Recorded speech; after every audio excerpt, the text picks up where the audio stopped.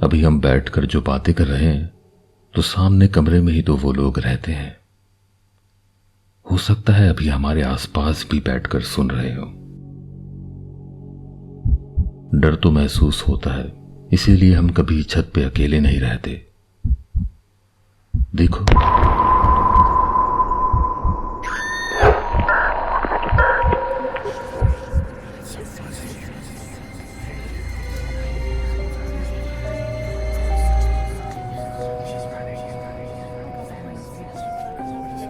ایک بہت ڈراؤنے اور انٹرسٹنگ واقعے سے شروعات کرتا ہوں جو ہمیں ابرار بٹ نے لاہور سے واٹس ایپ پہ بھیجا ہے. ابرار کہتے ہیں کہ سن 1990 میں ہم لوگ اندرون لاہور میں رہا کرتے تھے. بسنت کا فیسٹیول چل رہا تھا. آپ جانتے ہی ہیں کہ لاہور میں کس شوق و جذبے سے بسنت منائی جاتی ہے. ہم لوگ بھی اس وقت اپنے لڑکپن میں تھے. سارا دن پتنگیں گڈے اڑاتے اور لوٹتے گزر گئی. شام میں اس وعدے کے ساتھ اپنے اپنے گھر چلے گئے کہ رات میں پھر سے ایک دوست کے گھر سب جمع ہوں گے. ہم لوگوں کے گھر کچھ اس طرح کے بنے ہوئے تھے کہ ہماری چھتیں ملی ہوئی تھی. ہم اکثر ایک دوسرے کے گھر کی چھتیں ٹاپ کر ہی چلے جاتے تھے. رات کے 1 بجے ہوں گے، میں اپنی چھت پہ گیا اور 8-10 گھروں کی چھتیں ٹاپتا ہوا اس دوست کی چھت پہ پہنچا جس کے گھر سب نے ملنے کا وعدہ کیا تھا. رات کافی ہو چکی تھی، شاید اس لیے چھتوں پر کوئی موجود نہ تھا. دور دور کسی کسی چھت پہ رونق نظر آ رہی تھی. دوست کے گھر کی چھت پہ پہنچا تو خلاف توقع وہاں کوئی موجود نہ تھا. میں نے اپنے دوست اسد کو آواز دی. کچھ دیر انتظار کرنے کے بعد وہ پر آیا. ہم کافی دیر بیٹھ کے باتیں کرتے رہے.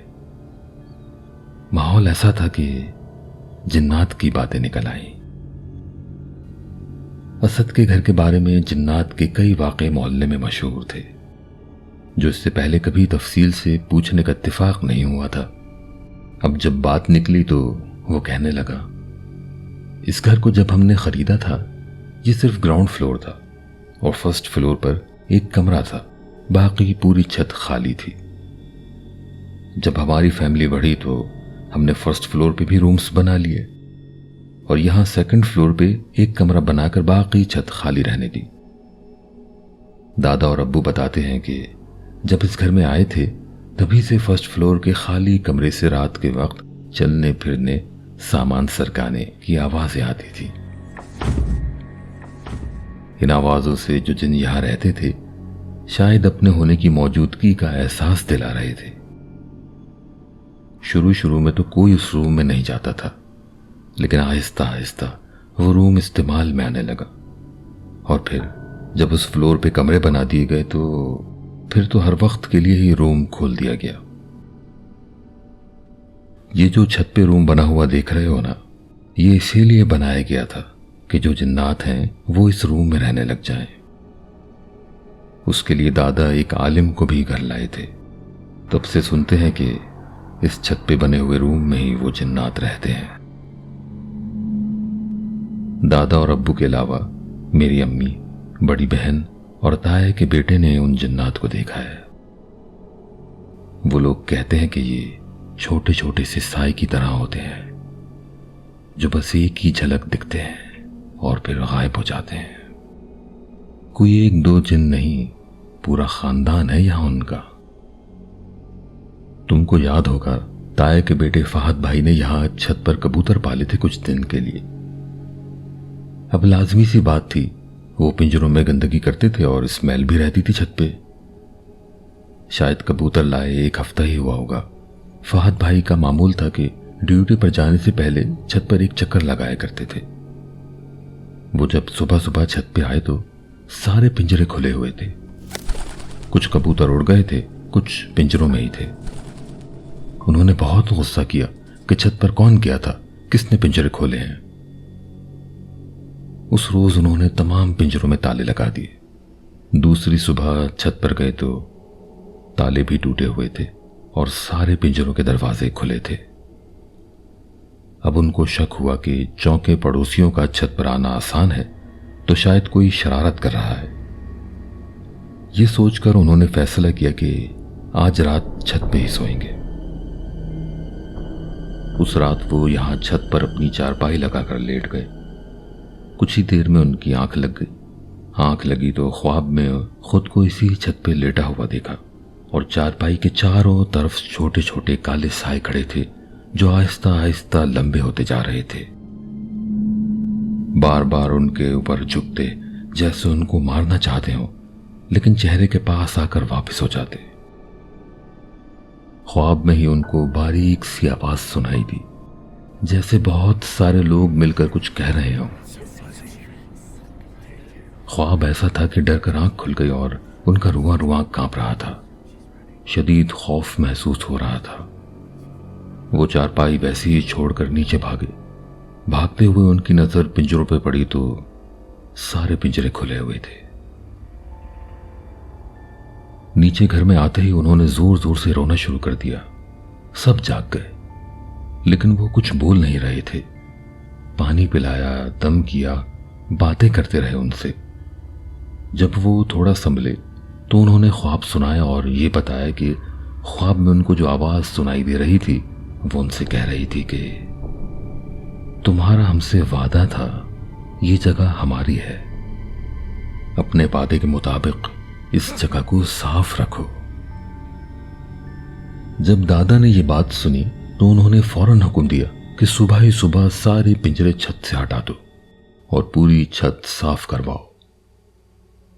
दबे दबे लफ्जों में दादा ने हम सबको बताया कि जब उन्होंने फर्स्ट फ्लोर पर रूम्स बनाए थे तब एक आलिम साहब को लेकर उनकी जिन्नात से बात करवाई थी। तब ये तय हुआ था कि हम यहाँ कमरे बना लें और फिर ऊपर छत पर एक कमरा बनाकर उनके लिए मखसूस कर दें ताकि वो लोग वहां चले जाएं। अब शायद कबूतरों की गंदगी से जिन नाराज हो रहे हैं। उसके बाद से हम छत की सफाई का खास ख्याल रखते हैं। अभी हम बैठकर जो बातें कर रहे हैं तो सामने कमरे में ही तो वो लोग रहते हैं।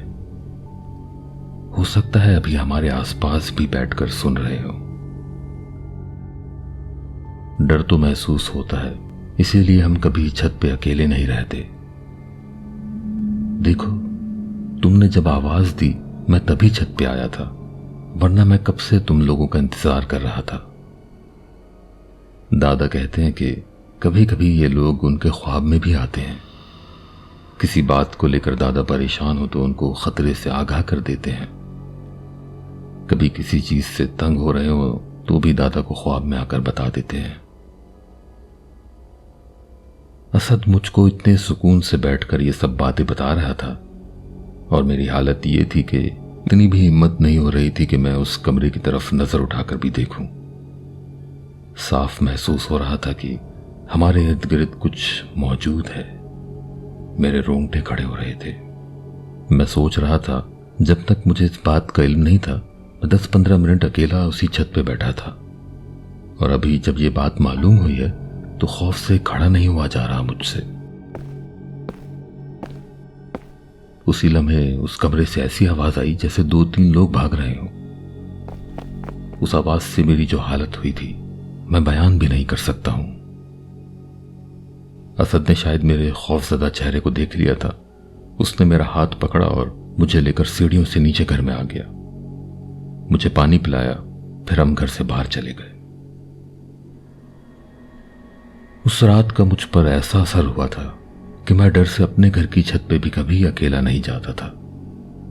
जब भी इस वाकये को सोचता हूं हैरत होती है कि हम तो सुनते थे ये जिन्नात वीरानों में रहते हैं, लेकिन इतनी गुंजान आबादी में इनके पूरे खानदान एक कमरे में भी रह रहे हैं, इसका इल्म नहीं था। तो दोस्तों, कैसे हैं आप सब? 3 दिन के लिए मैं शारजाह गया हुआ था और इत्तेफाक देखिए इन दिनों में ही एक शदीद किस्म का तूफान शारजाह में आया। बारिश के साथ ही इतनी खतरनाक आंधी चली कि क्या बयान करूं। काफी तबाही हुई। दरख्त अपनी जड़ों समेत उखड़ गए, बोर्ड्स गिर गए, डस्टबिन्स हवा में उड़ते रहे। जिन दुकानदारों ने अपने सामान दुकान से बाहर रखा हुआ था वो सब तेज हवा से उड़ गया। बहुत हैरत हुई। इतने डेवलप्ड सिटीज भी कुदरत के निजाम के आगे बेबस हो गए। لیکن سلام ہے ان کی گورنمنٹ کو کہ فوراً ایکشن لیا گیا، حالات کو فوری طور پر سنبھال لیا گیا۔ جہاں اتنی خوشی ہوتی ہے وہیں افسوس بھی ہوتا ہے۔ سوچتا ہوں کہ ہم لوگوں کے ملکوں میں کب ایسی تبدیلیاں آئیں گی، کب ہم لوگوں کے کنٹریز اتنے ترقی یافتہ ہو پائیں گے۔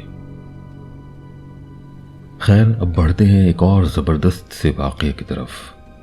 آج وقاص احمد ہمارے ساتھ اپنے انکل کا ایک واقعہ شیئر کر رہے ہیں جن کا نام اقبال ہے اور وہ کشمیر راول کوٹ کے رہنے والے ہیں۔ اقبال انکل کی زبانی ہی ان کی کہانی سنتے ہیں۔ 1992 میں میری شادی ہوئی تھی اور شادی کے بعد میں بہتر جاب کے لیے راولپنڈی موو ہو گیا تھا۔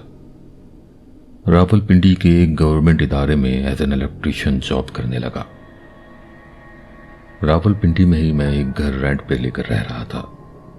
ایک شام اپنی ڈیوٹی ختم کر کے تھوڑا لیٹ گھر پہنچا۔ گرمیوں کے دن تھے، بہت تھکن ہو گئی تھی۔ نہا دھو کر فارغ ہوا اور بس سانس ہی لی تھی کہ کشمیر سے کال آ گئی۔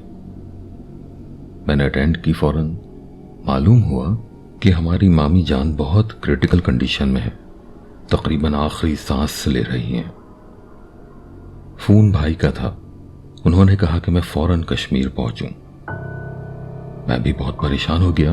پریشانی اس بات کی بھی تھی کہ شام کو گاڑیاں کشمیر کی طرف نہیں جایا کرتی تھیں، لیکن مجھے ہر حال میں نکلنا تھا۔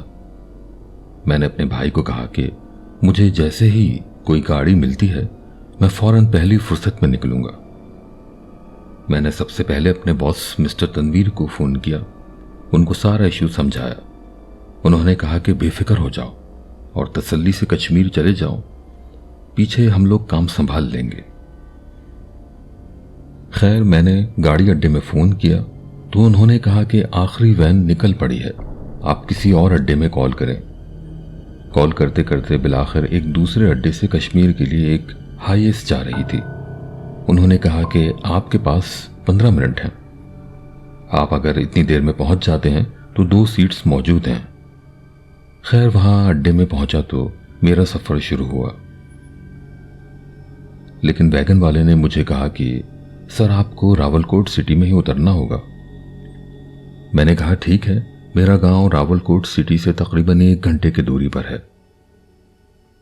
سفر کرتے کرتے تقریباً رات کی تاریکی میں اس گاڑی نے راول کوٹ کے اڈے میں مجھے اتار دیا۔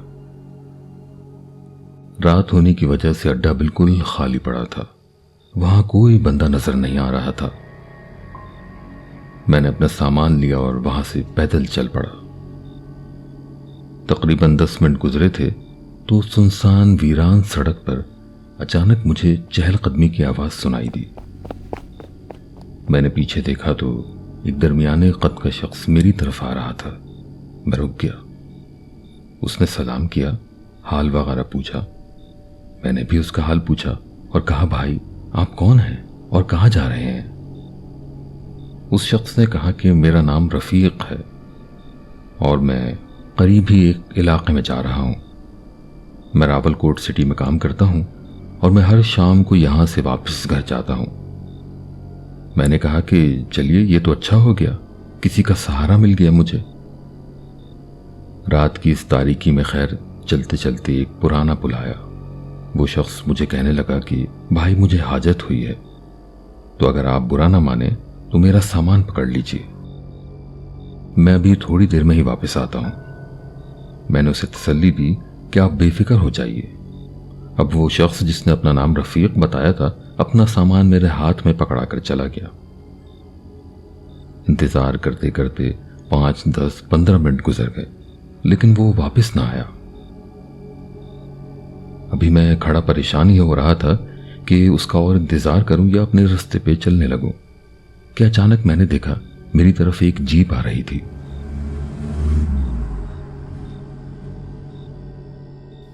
جیپ میرے قریب آ کے رک گئی۔ جو شخص جیپ چلا رہا تھا وہ مجھ سے مخاطب ہو کے کہنے لگا آپ اتنی اندھیری رات میں یہاں اکیلے کھڑے کیا کر رہے ہیں؟ آئیے میں آپ کو آپ کے گھر تک پہنچا دیتا ہوں۔ میں نے کہا کہ وہ تو ٹھیک ہے لیکن یہاں ایک شخص میرے ساتھ ہے، ابھی پل کے نیچے گیا ہے، اس کا سامان بھی میں پکڑا کھڑا ہوں، جب تک وہ نہ آ جائے میں یہاں سے نہیں ہل سکتا۔ جو شخص جیپ چلا رہا تھا اس نے کہا کہ آپ ان کا سامان یہاں پل کے قریب ہی رکھ دیجئے اور آپ میرے ساتھ آ کے جیپ میں بیٹھ جائیے۔ وہ جو بھی شخص ہے وہ اپنا سامان لے کے اپنے گھر چلا جائے گا۔ میں نے سوچا کہ بات تو ٹھیک ہی ہے، اب اتنے ویرانے میں مزید انتظار کرنا ٹھیک نہیں ہے۔ خدا کی طرف سے مدد ملی ہے تو اس کا فائدہ اٹھانا چاہیے۔ یہاں دور دور تک آبادی بھی نہیں ہے اور آگے پیچھے سب جگہ جنگلات ہیں۔ یہ سوچ کر میں نے ان کا سامان پل کے قریب رکھ دیا اور فوراً جیپ میں جا بیٹھا۔ اب اس جیپ والے شخص نے مجھے میرے بتائے گئے رستے پہ ایک جگہ پہ اتار دیا، کیونکہ وہاں سے اس کو دوسری طرف جانا تھا۔ جہاں پہ اس نے مجھے اتارا تھا میرا گھر وہاں سے تقریباً 20 منٹ کے فاصلے پہ تھا۔ اب میں وہاں اتر کر اپنے گھر کی طرف چلنے لگا۔ رات کا وقت تھا، بالکل ویرانہ اور سناٹا ہو رہا تھا۔ ابھی میں تھوڑا سا آگے ہی بڑھا تھا کہ مجھے پیچھے سے کسی کے دوڑنے کی آواز آئی۔ میں نے مڑ کر پیچھے دیکھا تو میں ایک دم چونک گیا۔ جس رفیق کو میں پل پر چھوڑ کر آیا تھا وہ آتے ہی کہنے لگا، آپ نے اچھا نہیں کیا مجھے برج پر اکیلا چھوڑا ہے۔ میں سوچنے لگا کہ میں گاڑی پر آدھے گھنٹے کا سفر طے کر کے یہاں تک پہنچا ہوں، لیکن یہ شخص پیدل کس طرح یہاں پہ پہنچ گیا۔ اس وقت مجھے کچھ ڈر محسوس ہونے لگا۔ وہ شخص دکھنے میں بھی بہت پراسرار لگ رہا تھا، تو مجھے کچھ سمجھ آنے لگی کہ دراصل یہ رفیق نہیں کوئی اور مخلوق ہے۔ اب مجھے بہت خوف محسوس ہوا۔ میں نے اپنے خوف پر بہت مشکل سے قابو رکھا۔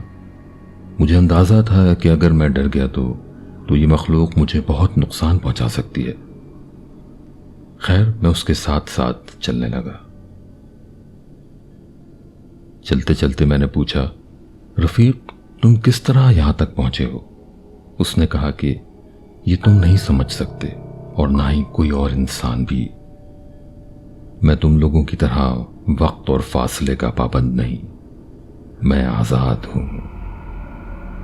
اب اس کی باتوں میں بالکل سینس نہیں تھا۔ پہلے کہتا ہے میں نے وہاں جانا ہے، پھر کہتا ہے نہیں جانا ہے، کسی اور جگہ جانا ہے۔ اس طرح میں جیسے ہی اپنے گھر کے قریب پہنچا وہ رفیق میرے سامنے سے اچانک غائب ہو گیا۔ میں ایک دم چونک گیا۔ وہ کدھر گیا تھا مجھے نہیں پتا، لیکن اس کا یوں اچانک سے غائب ہو جانا اس بات کی تصدیق کر رہا تھا کہ وہ کوئی انسان نہیں تھا، وہ کوئی جن تھا یا کوئی اور مخلوق۔ خیر میں گھر میں داخل ہو گیا۔ کسی کے ساتھ یہ بات شیئر نہیں کی۔ ہو سکتا تھا کہ باقی خاندان والوں کے اندر خوف و ہراس پھیل جاتا۔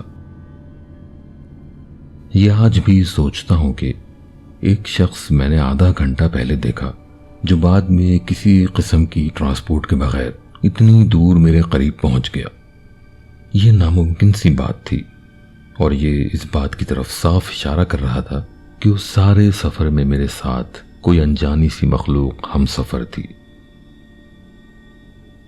ہمیشہ کی طرح وقاص نے اس دفعہ بھی بہت پراسرار سا واقعہ بھیجا ہے۔ بہت شکریہ میرے دوست۔ اب چلتے ہیں اپنی تیسری کہانی کی طرف۔ یہ کہانی کراچی کے ایک ایسے علاقے کی ہے جو اپنے نام کو لے کر ہر طرح سے مشہور رہا۔ اس علاقے نے جہاں بہت قتل و غارت دیکھا، وہیں اس علاقے سے بڑے بڑے کھلاڑیوں کے نام بھی سامنے آئے، بڑے بڑے فنکاروں کے نام سامنے آئے، بے حد ٹیلنٹڈ لوگوں کا ایریا لیاری۔ میں جس وقت کراچی کے ایک مشہور ٹی وی چینل کے ہیڈ آفس میں کام کر رہا تھا، اس وقت وہاں پر ہمارے ساتھ لیاری کے ایک صاحب کام کرتے تھے۔ انہوں نے اس وقت یہ واقعہ مجھے سنایا تھا جو آج آپ لوگوں کے ساتھ شیئر کرنے جا رہا ہوں۔ یہ 2011 کی بات ہے، تقریباً آج سے 13 سال پہلے کی۔ ہم لوگ اس وقت لیاری میں رہتے تھے۔ لیاری جیسے کہ آپ لوگ جانتے ہیں ایک بہت کم ڈیولپڈ سوسائٹی ہے کراچی کی۔ ہم جس گھر میں رینٹ پر رہتے تھے یہ سائز میں چھوٹا تھا، لیکن مالک مکان نے اس چھوٹے سے ایریے پر بھی 5 فلورز بنائے ہوئے تھے۔ مالک مکان ایک بیوہ بوڑھی خاتون تھی، اکیلی تھی، کوئی اولاد نہیں تھی اور شوہر کا بھی انتقال ہو گیا تھا۔ ہم سب بچے ان کو دادی کہہ کر بلاتے تھے اور وہ بھی مکان کے سارے کرایہ داروں کا بہت خیال رکھتی تھی۔ میں نے انہیں بلز کے علاوہ گھر کے کرائے کے لیے کبھی زبردستی کرتے نہیں دیکھا تھا۔ مکان کے پورشنز کے تمام لوگ اتنے سالوں سے ساتھ رہنے کی وجہ سے ایک فیملی کی طرح رہتے تھے۔ اب میں ہمارے مکان کی تھوڑی سی تفصیل بتا دوں کہ اس کے 5 پورشنز بہت چھوٹے چھوٹے تھے۔ ہر پورشن میں ایک چھوٹا سا ہال اور ایک کچن تھا۔ گراؤنڈ فلور کا پورشن جس میں ہماری مالک مکان رہتی تھی، وہاں 3 ٹوائلٹس تھے جو پوری بلڈنگ کے لوگوں کے لیے کامن تھے۔ نہانے یا کپڑے دھونے کے لیے سب کو چھت پہ جانا پڑتا تھا۔ چھت پر 2 واش رومز اور ایک اوپن ایریا کپڑے دھونے کے لیے تھا۔ ہماری مالک مکان دادی کا پورشن تھوڑا مختلف تھا۔ اس میں تو رومز نہیں تھے، پورا اوپن ایریا تھا اور ایک سائڈ پر اوپن کچن تھا جس کو وہ استعمال نہیں کرتی تھی کیونکہ ان کا کھانا پینا روز کسی بھی پورشن سے جاتا تھا۔ ہمارے ساتھ والا جو گھر تھا وہ صرف گراؤنڈ فلور بنا ہوا تھا اور کافی عرصے سے خالی پڑا تھا۔ وہاں پہلے ایک فیملی رہا کرتی تھی جو شہر میں لڑائی جھگڑے کی نظر ہو گئی تھی اور تب سے وہ خالی تھا۔ آتے جاتے لوگ وہاں کچرا پھینکا کرتے تھے۔ ایک دن ہم سب نے دیکھا وہاں صبح سے ہی صفائی وغیرہ ہونے لگی۔ محلے کے بچے وغیرہ وہاں جمع ہونا شروع ہو گئے۔ معلوم ہوا کہ کوئی فیملی نے یہ گھر خرید لیا ہے اور اسی لیے صفائی ہو رہی ہے۔ خیر کچھ دن میں فرنیچرز وغیرہ آتے دیکھا اور پھر ایک دن وہ فیملی اس گھر میں رہنے کے لیے آ گئی۔ لیکن وہ فیملی بڑی عجیب تھی، کسی سے ملتی جلتی نہیں تھی۔ ہم لوگوں نے بھی شروع میں ان سے بات کرنے کی کوشش کی، ان کے گھر ملنے گئے، لیکن ان لوگوں نے کسی کو گھر میں نہیں بلایا بلکہ روکھے رویے کے ساتھ دروازے سے ہی رخصت کر دیا۔ کافی عرصے تک تو یہ بھی معلوم نہیں ہو سکا کہ ان کے گھر میں کتنے افراد ہیں، لیکن تھوڑے دنوں میں اندازہ ہوا کہ وہاں ٹوٹل 5 افراد تھے، ماں باپ اور ان کے 2 بیٹے جن میں سے ایک شادی شدہ تھا۔ یہ باتیں بھی سننے کو ملی تھیں کہ یہ لوگ کسی سے زیادہ بات تو نہیں کرتے لیکن کافی ہیلپ فل ہیں۔ جو اس گھر کی آنٹی ہیں وہ آتے جاتے کسی نہ کسی عورت یا بچے کو ہاتھ میں پیسے یا کھانے پینے کی چیزیں تھما دیتی ہیں۔ ہمارے اور ان کے گھر کے بیچ میں ایک چھوٹی سی گندی سی گلی تھی جس میں میں اور میرے دوست اکثر بیٹھا کرتے تھے، خاص کر کے جب ہمارے گھروں میں بجلی نہیں ہوتی تھی۔ اس گلی میں بیٹھو تو وہ برابر والا گھر صاف دکھتا تھا کیونکہ اس میں بڑی بڑی کھڑکیاں تھیں۔ میرا یوزولی روٹین یوں ہوتا تھا کہ میں صبح کالج جاتا، وہاں سے 12 بجے نکلتا اور پھر ایک شاپ پر الیکٹرک کا کام سیکھنے کے لیے جاتا، پھر وہیں سے ٹیوشن کے لیے کوچنگ جاتا۔ اس طرح صبح جو نکلتا تو شام تک میری گھر واپسی ہوتی تھی۔ ایک شام ایسا ہی ہوا، میں کوچنگ سے پڑھ کر گھر واپس آیا اور کھانا کھانے کے بعد اسی گلی میں جانے کے لیے باہر نکلنے لگا تو اماں نے پیچھے سے آواز دی، شاید اس گلی میں مت جانا۔ اب میں ادھر سے مڑ کر سوالیہ نظروں سے ان کو دیکھنے لگا۔ اماں نے پھر اپنی بات دہرائی۔ میرا خیال تھا کہ ابھی گلی میں کوئی بھی دوست نہیں ہوگا، اس لیے میں ابھی بغیر کوئی بحث کیے شوز اتار کر اماں کے پاس جا بیٹھا۔ میں نے اماں سے پوچھا، آپ نے مجھے گلی میں جانے سے کیوں روکا ہے؟ پہلے تو وہ ادھر ادھر کی باتیں کر کے میرا دھیان ٹالنے لگی، لیکن جب میں بار بار اپنے سوال پہ آتا رہا تو کہنے لگی، یہ جو برابر میں نئے لوگ آئے ہیں ان کی بہو نے سوسائڈ کر لی ہے۔ جو نیچے مالک مکان دادی ہیں ان کے گھر پہ دستک ہوئی تھی۔ انہوں نے دیکھا تو برابر والوں کی بہو اسما کھڑی تھی۔ اس نے دادی کو کہا، آپ میرے پیچھے آئیے، اور دادی کا جواب سنے بغیر اپنے گھر کی طرف بڑھ گئی۔ دادی مشکل سے چلتے ہوئے اس کے گھر کی طرف گئیں۔ گھر کا دروازہ کھلا ہوا تھا، وہ اندر داخل ہو گئیں आगे बढ़ी तो अस्मा सामने एक रूम में चली गई। दादी उसके पीछे रूम में दाखिल हुई तो सामने उसकी लाश पंखे से झूल रही थी। दादी ने शोर मचाकर सबको जमा कर लिया। पुलिस आई, एम्बुलेंस आई, उसकी बॉडी ले गए। उसका इंतकाल हो चुका था। उस घर की पूरी फैमिली को पुलिस अपने साथ ले गई है। इसीलिए मैं तुम्हें गली में जाने से मना कर रही थी, क्योंकि हो सकता है पुलिस वाले वहां तुम्हें अकेला बैठा देखें तो पूछगछ के लिए तुम्हें भी ले जाएं। अब उस रात मैं बिस्तर पर लेटा तो मेरा जहन उसी तरफ घूमता रहा, क्योंकि मैं जहां लेटा था सामने ही खिड़की से वो घर साफ नजर आता था। जो बात मुझे बार बार परेशान कर रही थी वो ये कि वो पूरी फैमिली एक साथ कहां चली गई थी, अपनी बहू को घर में अकेला छोड़कर। और उससे भी अजीब बात कि वो लड़की दादी को खुद अपने घर के अंदर लेकर गई। रूम के डोर पर खड़ी रही जब तक कि दादी उसके करीब पहुंच गई, और जब दादी रूम में दाखिल हुई तो पंखे से उसकी लाश लटक रही थी। वो कुछ सेकंड्स में ही पंखे से कैसे लटक सकती थी, ये सोचते सोचते मैं सो गया।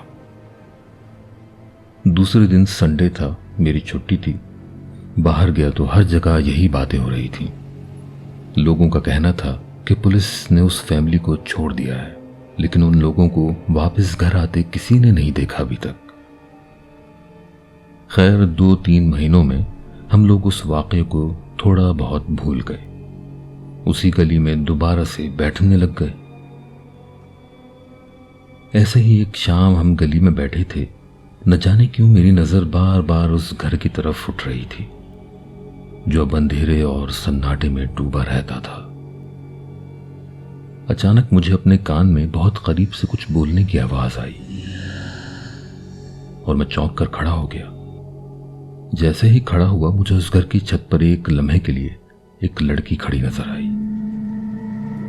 साथ ही मुझे शदीद खौफ महसूस हुआ। मैं दोस्तों से बगैर कुछ कहे अपने घर की तरफ चला गया। घर आकर मैंने अम्मा को बताया, मुझे शायद बुखार हो रहा है, बहुत सर्दी लग रही है। और मैं भी गली में बैठा था तो मेरे कान में किसी ने कोई बात की। फिर उसी लम्हे मुझे सामने वाले घर पर एक लड़की खड़ी दिखी थी। अम्मी ने मुझे मेडिसिन दी और कहा कि तुम सो जाओ, ज्यादा सवार नहीं करो उस घर को खुद पर। मैं वहीं अम्मी के पास लेट गया और अम्मी दम करती रही। ऐसे ही मेरी आंख लग गई। रात में प्यास से आंख खुली तो 2:30-3 का वक्त हुआ होगा। घर में अंधेरा हो रहा था, सब लोग सो चुके थे। मैं खिड़की के करीब रखे कूलर से गिलास में पानी भरने लगता हूं। मेरी नजर खिड़की से बाहर जैसे ही उस घर तक जाती है, मैं दोबारा वहां पर एक लम्हे के लिए एक लड़की को खड़ा हुआ देखता हूं। गिलास मेरे हाथ से छूटते छूटते बचता है। मैं डर से अम्मा के पास जाकर बैठ जाता हूं। थोड़ी देर तक मैं ऐसे ही बैठा रहता हूं तो मेरा डर थोड़ा कम होता है। तब मैं अम्मी के साथ ही वहां लेट जाता हूं, लेकिन मुझे नींद नहीं आ रही थी। मैंने आज 2 दफा वहां किसी को खड़ा हुआ देखा था। मैं यही सोच रहा था, मेरे कानों में दोबारा बहुत करीब से किसी लड़की के रोने की आवाज आई। अब मैं डर से कांप गया, फौरन अम्मा को जगा दिया। अम्मा जो शायद थोड़ी देर पहले ही लेटी थी, मेरे जरा से हिलाने पे फौरन जाग गई। मुझे रोता हुआ देखा तो घबरा गई। मैंने उनसे कहा कि मुझे वो लड़की दोबारा नजर आई है। अम्मा मेरे पास बैठकर मुझ पर दम करने लगी, हत्ता कि सुबह की रोशनी फैल गई। अब तक मैं बिल्कुल नींद में हो चुका था और सो गया। 12-1 बजे मेरी आंख खुली। अम्मा मेरा और अपना खाना लेकर मेरे साथ ही बैठ गई। कहने लगी, तुम्हारी तबीयत ठीक नहीं थी, इसलिए सुबह कॉलेज के लिए नहीं जगाया, आज के दिन आराम कर लो। फिर अम्मा कहने लगी कि बेटा, कल मैं नीचे वाली दादी को जब खाना देने गई थी तो उन्होंने मुझे बड़ी अजीब बातें बताई। उन्होंने कहा कि रात में बार बार दरवाजे पर दस्तक होती है, लेकिन बाहर कोई नहीं होता। سامنے والوں کی بہو اسما مجھے بار بار کھڑکی میں کھڑی دکھائی دیتی ہے، میرے کان میں کچھ بولتی ہے، لیکن مجھے سمجھ نہیں آتا کہ یہ کیا کہہ رہی ہے۔ اور جب پچھلی رات میری آنکھ لگی تو میں نے خواب میں دیکھا ایک عورت اور 3 آدمی ہیں جن کے چہرے نہیں ہیں اور وہ اسما کو مار رہے ہیں۔ مجھے لگتا ہے اسما کو اس کے گھر والوں نے مارا ہے، لیکن مجھے حیرت بھی ہوتی ہے کہ اسما تو خود مجھے اپنے گھر لے کر گئی تھی اور اس وقت وہاں پہ کوئی اور نہیں تھا۔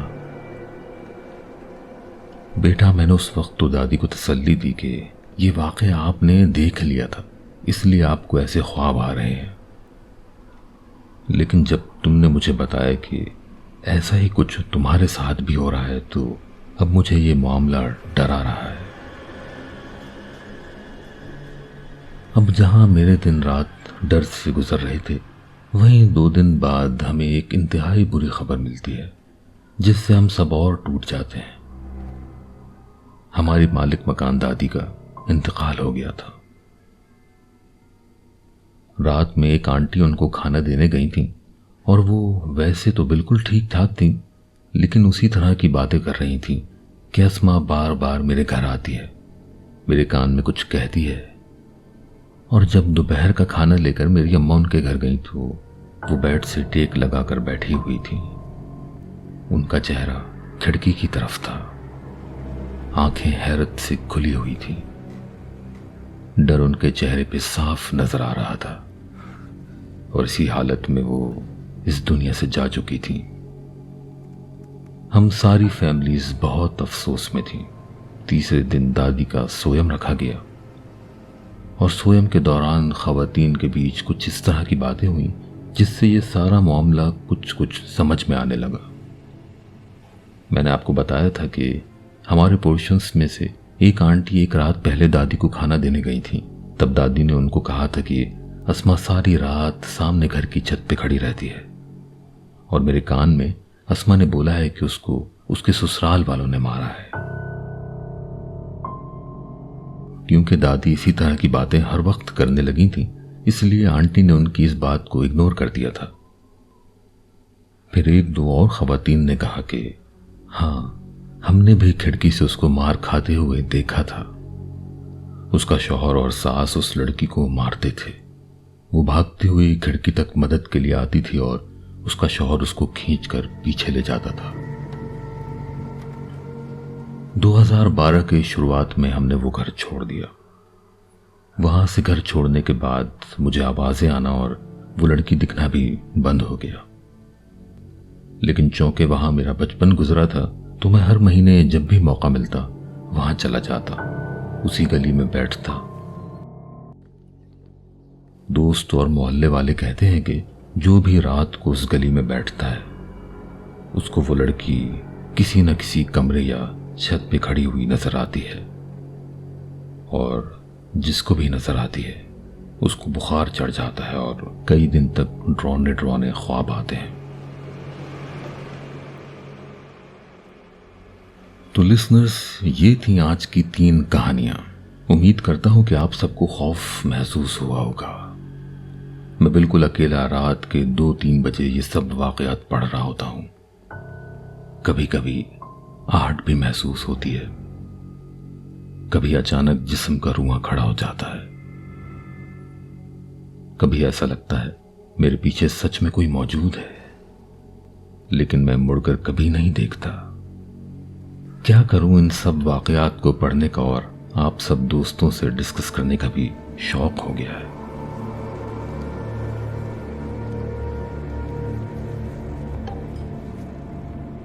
شادی کے بعد میں کراچی سے اسلام آباد شفٹ ہو گئی۔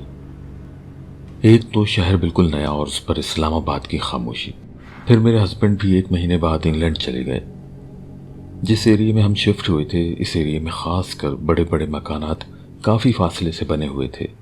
زیادہ تر مکانات خالی تھے، شاید ان کے مکین ملک سے باہر رہتے تھے یا دوسرے شہروں میں۔ جو گھر میرے سسرال والوں نے خریدا تھا وہ بھی کافی عرصے سے بند تھا اور حفاظت کے لیے صرف ایک چوکیدار رہ رہا تھا۔ گھر میں جب سامان کی شفٹنگ اور رنگ روغن کا کام شروع ہوا تو چوکیدار شیر علی نے گھر کی پچھلی طرف بنے ہوئے ایک کمرے میں صفائی وغیرہ کروانے سے میرے سسر کو منع کر دیا۔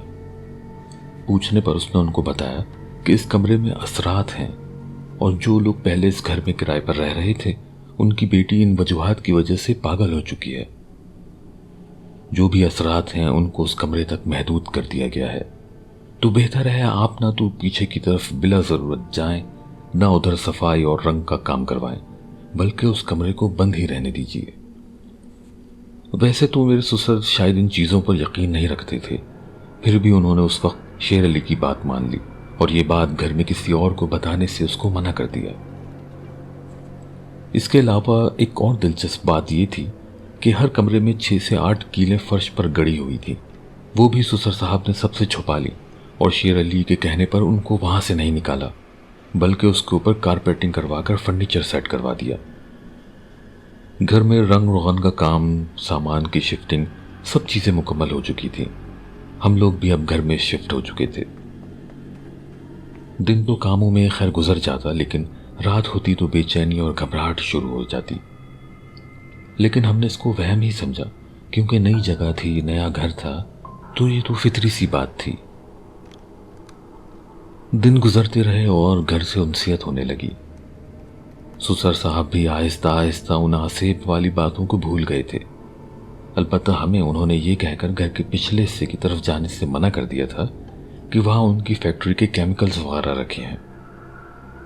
اس گھر میں شفٹ ہوئے ابھی 2 ہفتے ہی ہوئے تھے کہ میرا دیور علی آسٹریلیا سے پاکستان آ گیا۔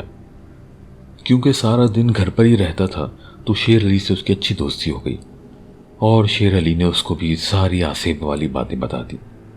اب یہاں اس کے دل میں ان باتوں کو لے کر ڈر آنے کے بجائے تجسس آ گیا کہ آخر ایسا کیا ہے اس روم میں جو اس کو کھول بھی نہیں سکتے۔ اس کے علاوہ وہ جس روم میں ٹھہرا ہوا تھا اس روم سے بھی اس نے ہنسی مذاق میں کچھ کیلیں نکال کر پھینک دیں۔ ایک دوپہر کو علی نے ہم سب کو بتایا کہ وہ گھر کے پچھلے حصے کا آسیب والا کمرہ کھولنے جا رہا ہے۔ سسر تو گھر پر موجود نہیں تھے، لیکن میری ساس اور شیر علی نے اس کو روکنے کی بہت کوشش کی، لیکن اس نے ہنسی مذاق اڑاتے ہوئے روم کا تالا توڑ دیا۔ علی کے ذریعے ہی ہم سب گھر والوں کو گھر میں آسیب ہونے کا پتہ چلا تھا۔ جب سے یہ معلوم ہوا تھا میری ساس نے روز گھر میں دم کر کے پانی چھڑکنا شروع کر دیا تھا اور مجھے تو جانے انجانے ہر وقت ہی خوف محسوس ہوتا رہتا تھا۔ اس وقت بھی میری ہمت نہیں تھی کہ میں ان لوگوں کے ساتھ گھر کے پچھلے حصے کی طرف جاؤں، تو میں پہلی منزل سے کھڑے ہو کر سارا تماشا دیکھ رہی تھی۔ علی کمرے کا تالا توڑ چکا تھا۔ کمرہ کھلا تو ایسی بدبو کی لہر ہوا میں پھیلی جیسے سڑا ہوا گوشت یا مردہ موجود ہو اندر۔ کمرے میں لائٹ بلب کچھ بھی موجود نہیں تھا، لیکن دوپہر کا وقت تھا، سورج کی روشنی اندر جا رہی تھی۔ زمین اور دیواروں پر عجیب قسم کے نقش کھنچے ہوئے تھے، خوفناک قسم کی تصویریں بنی ہوئی تھیں، جگہ جگہ لال رنگ کے دائرے بنے تھے۔ وہ علی جو کچھ دیر پہلے بہت چہک رہا تھا اب بہت ڈرا ہوا لگ رہا تھا۔ کمرے کے اندر جانا تو دور کی بات، وہ تو واپس دروازہ تک بند نہیں کر رہا تھا۔ میری ساس نے چاروں قل کے وظائف پڑھتے ہوئے دروازہ لاک کیا اور اس کو لے کر گھر میں آ گئی۔ شیر علی کو منع کر دیا کہ صاحب کو کچھ بھی پتہ نہ چلے، ورنہ وہ چند دن کے لیے آئے ہوئے علی پر سخت ناراض ہوں گے۔ یہ تو واضح ہو چکا تھا کہ اس روم میں کچھ نہیں بلکہ بہت گڑبڑ تھی۔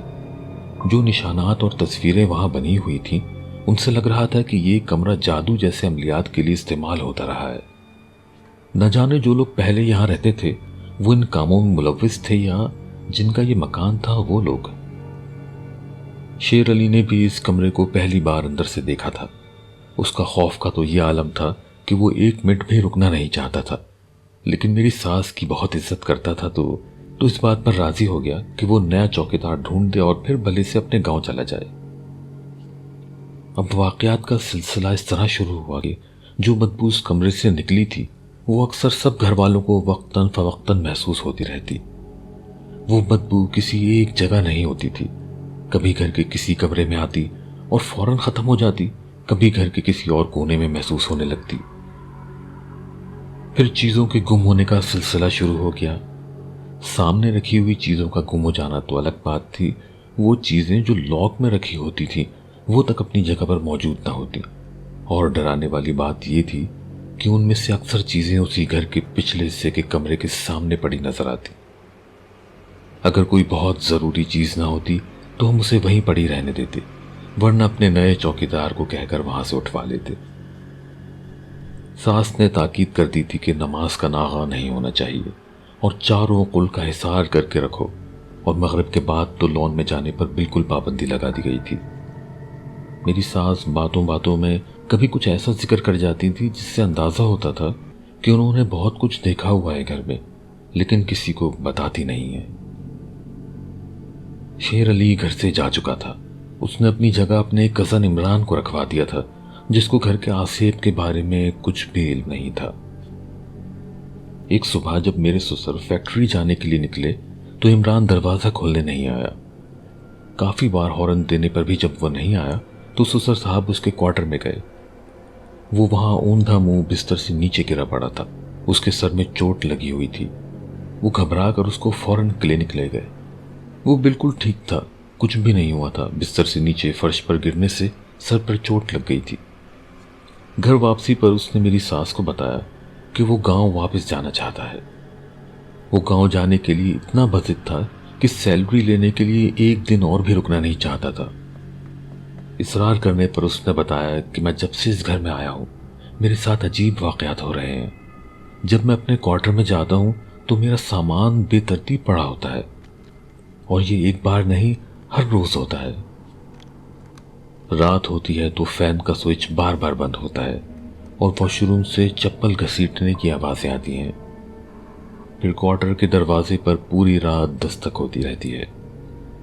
باقی باتیں تو میں برداشت کر رہا تھا، مجھے معلوم ہے کہ اللہ کی اور بھی مخلوق اس دنیا میں ہے، لیکن رات کو سوتے میں بار بار دروازے پہ دستک سے مجھے خوف سے زیادہ غصہ آتا تھا۔ پہل تو میں دروازہ کھول لیتا تھا کہ شاید گھر میں کسی کو کوئی ضرورت ہو، لیکن باہر پورا لان خالی ہوتا تھا۔ لیکن کل رات جب دستک بار بار ہوتی رہی تو مجھے غصہ آ گیا۔ میں نے بستر پر بیٹھے بیٹھے زور سے کہا، کیوں میری نیند حرام کی ہوئی ہے؟ کون ہو آخر تم؟ ابھی میری آنکھیں نیند سے پوری بھی نہیں کھلی تھیں کہ ایک آدمی جس کا صرف کمر سے اوپر کا حصہ ہی تھا بند دروازے سے پار ہوتا ہوا کمرے میں آ گیا اور مسکراتا ہوا واش روم میں چلا گیا۔ شاید میں اس کے بعد بے ہوش ہو گیا تھا، کیونکہ مجھے اس کے بعد کچھ بھی یاد نہیں ہے، لیکن اب اپنی آنکھوں سے دیکھنے کے بعد میں اس جگہ مزید نہیں رک سکتا۔ گھر کا گھٹا ہوا ماحول اور وہ بدبو ڈرانے کے لیے کیا کم تھی کہ یہ سب سننے کے بعد تو اکیلے بیٹھنے کی بھی ہمت نہیں ہوتی تھی۔ ہر وقت ایسا محسوس ہوتا کہ ہم کسی کی نظروں میں ہیں، کوئی ہماری ہر بات سن رہا ہے، ہماری ہر حرکت کو دیکھ رہا ہے۔ جب میں امید سے ہوئی تو میری ساس اور فکر مند ہو گئی، جس کی وجہ ایک خواب تھا۔ خواب میں وہ کیا دیکھتی ہیں کہ میں اسی آسیبی کمرے میں موجود ہوں اور زمین پر لیٹی ہوئی ہوں، ہر طرف خون پھیلا ہوا ہے اور وہاں میری ڈیلیوری ہو رہی ہے۔ فجر کے وقت انہوں نے ہم سب کو یہ خواب بتایا تو میں نے ان سے کہا، رات بھر بار بار ایسا محسوس ہوتا رہا جیسے کوئی میرے پیٹ پہ ہاتھ پھیر رہا ہے۔ ہم لوگوں کو کسی عالم کے بارے میں معلومات نہیں تھی کہ اگر کسی کے پاس جائے تو کس کے پاس۔ ظہر کے وقت تک ہم لوگ لیونگ روم میں گمسم بیٹھے ایک دوسرے کی شکل دیکھتے رہے۔ پھر میری ساس ایک دم اٹھی اور میرا ہاتھ پکڑ کر باہر لے آئیں، بغیر کچھ کہے اشارہ کیا کہ گاڑی میں بیٹھو، اور گھر سے نکل گئی۔ ہم لوگ وہاں سے قریبی مال گئے اور ان کے ہی کہنے پر ہم دونوں نے نئے کپڑے خرید کر وہیں چینج کیے اور اتارے ہوئے کپڑے وہیں چھوڑ دیے۔ وہاں سے وہ مجھے لے کے ایک ہوٹل میں آ گئیں۔ پھر ہم نے سسر کو کال کر کے بتایا کہ ہم اس ہوٹل میں رکے ہوئے ہیں اور اب واپس گھر نہیں جائیں گے۔ 2 دن اس ہوٹل میں رکنے کے بعد ہم کراچی کی فلائٹ لے کر میری امی کے گھر آ گئے۔ اس کے بعد سے حالات بالکل ٹھیک ہیں۔ اسلام آباد والا گھر آج تک خالی ہے۔ اس وقت سے آج تک صرف 2 بار کرائے پہ کیا ہے، لیکن جو لوگ وہاں آئے انہوں نے بھی اسی طرح کی شکایت کی اور گھر چھوڑ دیا۔ تو ایک بار پھر ملنے کے وعدے کے ساتھ رخصت ہوتا ہوں۔ میرے ساتھ بندھے رہیے تاکہ آگے آنے والے دلچسپ، پراسرار اور خوفناک واقعات مس نہ ہوں۔